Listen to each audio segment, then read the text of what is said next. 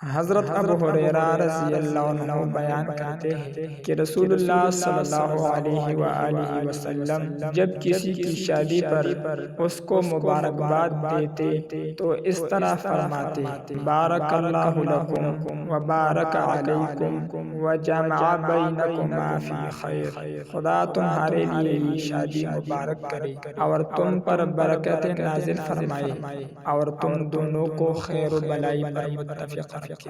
والسلام۔ اگر یہ ویڈیو آپ کو پسند آئی ہو تو ویڈیو کو لائک اور ایک پیارا سا کمنٹ ضرور کریں، اور اسی طرح مزید اسلامی ویڈیو دیکھنے کے لیے ہمارا YouTube channel Deen Digest subscribe کریں۔ شکریہ۔